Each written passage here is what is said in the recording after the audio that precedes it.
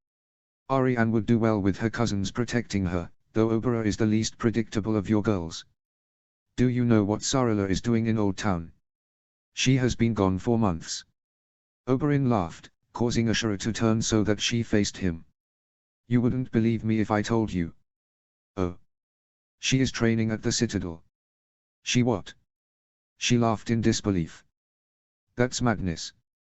He shrugged casually. She has yet to be caught. You must not tell anyone. I shall not, my lord, she replied, rolling her eyes. He laid her brush upon her dressing table and rested his hip against it. He gently twisted a strand of her hair between his fingers. Did Elaria tell you that I wished to see you? She did, and, while I entertained the idea, I chose to spend time with my sons and nephew. She narrowed her eyes at him. You allowed my son to hire a whore into my household. Lord Beric allowed your son to hire a whore into your household, he countered. You still knew of it. He sighed deeply. It mattered not to me and still is no matter to me. You are the head of this household, remove her if you wish. I have chosen for her to remain. Then why do you bring this matter to me? His tone was impatient. She sleeps beside him. He laughed mildly. Why does that bother you? You said nothing when my daughter began sharing a bed with John. This is different. At Starfall we were safe, but here. Oberyn, my reputation has more than enough slander attached to it. She stood, shifting anxiously on her feet. However, my trouble is not that she shares his bed, but why she does. She told me that she has terrors in his sleep, dreams of the war. I thought they would be safe for longer. I am so afraid. He pulled her into his arms and pressed a kiss to the top of her head. I know. She looked up at him and kissed him, hard upon the lips.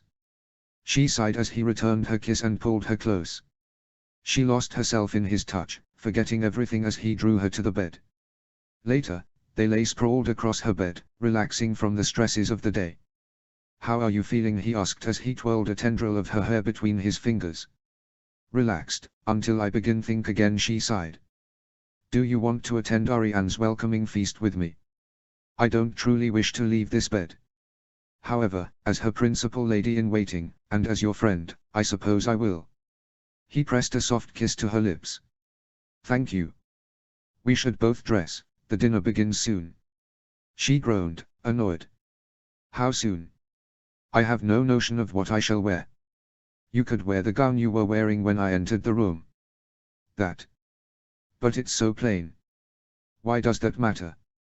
You will be the most beautiful woman present, your clothes won't be noticed. She smiled at him, amused. Thank you, but your sweet words will not make my wardrobe appropriate for greeting the king. Trust me. She sighed. Most of the time. Then trust me when I say that you will look beautiful in that gown this evening, though most eyes will be upon our king and his future queen. She gazed at him skeptically before standing and beginning to dress. The gown was simple, yet lovely, samite the color of cream with gold lacing along the collar, sleeves, and hem of the skirt. He helped her with the laces of the gown before dressing himself as she brushed out her hair, again. She chose not to attempt an elaborate style for her hair, but instead braided half of her hair while allowing the rest to remain loose. She chose amethyst jewelry to accent her eyes.